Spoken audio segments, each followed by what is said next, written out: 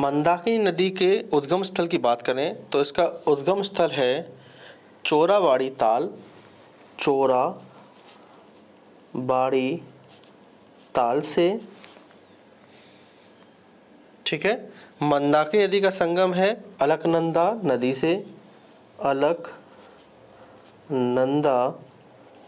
नदी से। ठीक है। मंदाकिनी नदी का अब्बा है, अब्बा होता है इसका, लिख लीजिए, केदारनाथ से रुद्रप्रयाग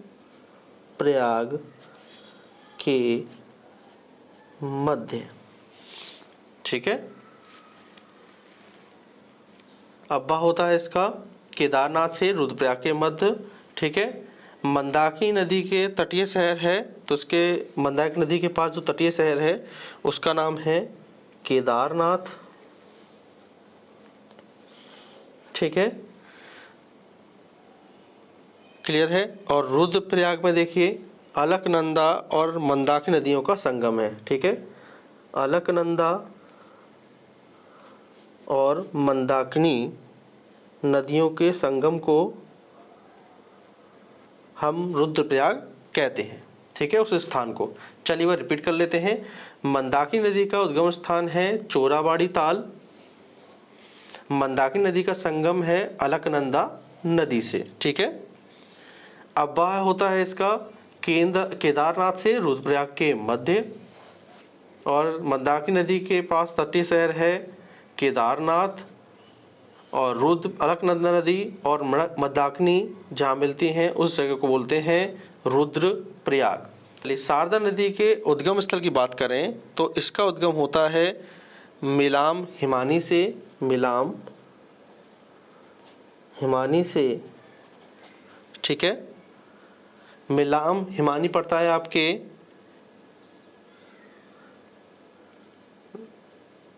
नेपाल हिमालय में। ठीक है। शारदा नदी के संगम की बात करें तो शारदा नदी का संगम होता है घाघरा नदी से, घाघरा नदी से। ठीक है। और देखिए कहाँ पर होता है, उत्तर प्रदेश में बाराबंकी जिले के पास, उत्तर प्रदेश में बाराबंकी जिले से होता है। ठीक है। अब हम बात करें शारदा नदी का अन्य नाम क्या है तो देखिए इसका अन्य नाम है गौरी गंगा। ठीक है, गौरी गंगा। नेपाल में शारदा नदी को गौरी गंगा कहा जाता है। ठीक है। एक नाम और है इसका काली नदी। ठीक है। और एक अन्य नाम है शारदा नदी, जो पता ही है आपको, जो कि उत्तर प्रदेश में इसको शारदा नदी कहते हैं। ठीक है, लिख लीजिए, शारदा नदी उत्तर प्रदेश में कहा जाता है। ठीक है, एक बार रिपीट कर लेते हैं। शारदा नदी का उद्गम होता है मिलाम हिमानी से, जो कि नेपाल हिमालय में है। शारदा नदी का संगम होता है घाघरा नदी से, कहाँ पर, उत्तर प्रदेश के बाराबंकी जिले के पास। ठीक है। शारदा नदी का अन्य नाम है गौरी गंगा, नेपाल में से गौरी गंगा कहते हैं। दूसरा नाम है इसका काली नदी। ठीक है। और तीसरा नाम है इसका शारदा नदी, जो कि उत्तर प्रदेश में कहा जाता है। यमुना नदी का उद्गम स्थल है यमुनोत्री से, यमुनोत्री से होता है इसका। ठीक है, याद रखिएगा। यमुना नदी की प्रमुख सहायक नदी है चंबल, बेतवा, चंबल है, बेतवा है और केन। ठीक है। यमुना नदी का प्रमुख संगम है किससे, गंगा नदी से। कहाँ पर, प्रयागराज में। एक बार रिपीट कर लेते हैं। यमुना नदी का उद्गम स्थल होता है यमुनोत्री हिमानी से। ठीक है। यमुना नदी की प्रमुख सहायक नदी है चंबल, बेतवा और केन। यमुना नदी का प्रमुख संगम होता है गंगा नदी से, प्रमुख संगम होता है। और कहाँ पर होता है, प्रयागराज में होता है। गंगा नदी का उद्गम से एग्जाम में पूछ सकता है, तो गंगा नदी का उद्गम होता है गंगोत्री हिमानी से। और यमुना का भी आपने पढ़ा था यमुनोत्री हिमानी से। ठीक है, लिखना चाहे तो लिख सकते हैं गंगोत्री हिमानी के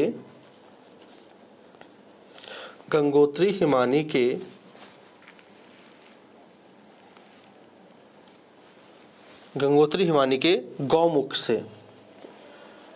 ठीक है, गंगा नदी का अन्य नाम हमसे पूछ सकता है, तो देखिए इसका अन्य नाम है पद्मा और एक है मेघना।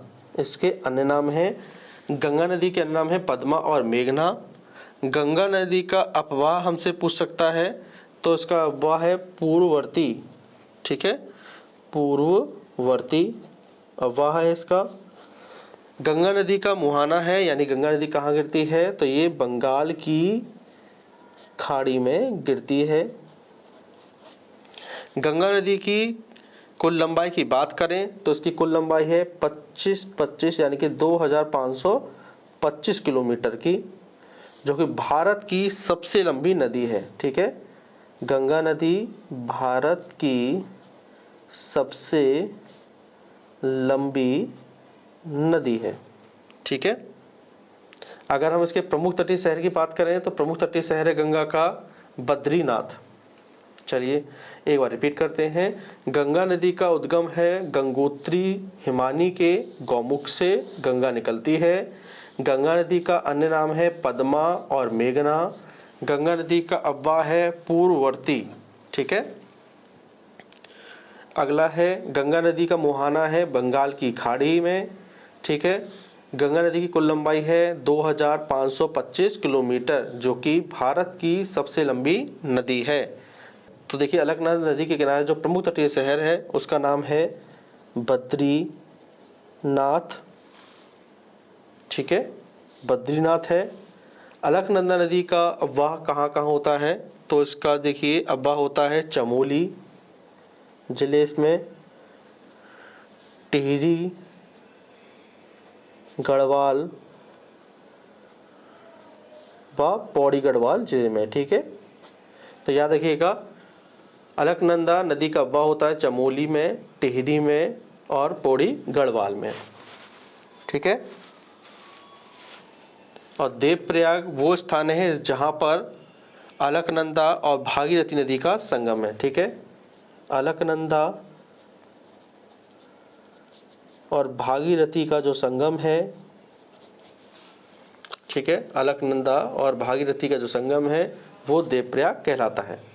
चलिए देख लेते हैं 4 प्रयाग हैं और कौन कौन से, उनके बारे में भी देखेंगे। अब चलिए वो रिपीट कर लेते हैं अलकनंदा नदी को। चलिए पहले रिपीटेशन लेते हैं इनका। अलकनंदा नदी का प्रमुख तटीय शहर है बद्रीनाथ। ठीक है, अलकनंदा नदी का अपवाह होता है चमोली से, टिहरी गढ़वाल से और पौड़ी गढ़वाल से। ठीक है, अलकनंदा नदी और भागीरथी नदी के जो संगम है उस वो कहाँ पर होता है, वो देवप्रयाग स्थान पर होता है।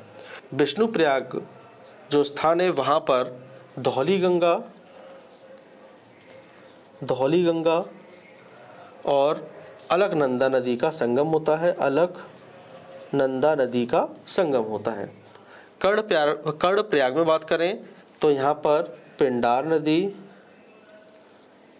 नदी और अलकनंदा नदी का संगम होता है। ठीक है, रुद्रप्रयाग की बात करें, अभी हमने पढ़ा है मंदाकिनी, एग्जाम में ज़्यादा पूछा जाता है। रुद्रप्रयाग मंदाकिनी प्लस अलकनंदा।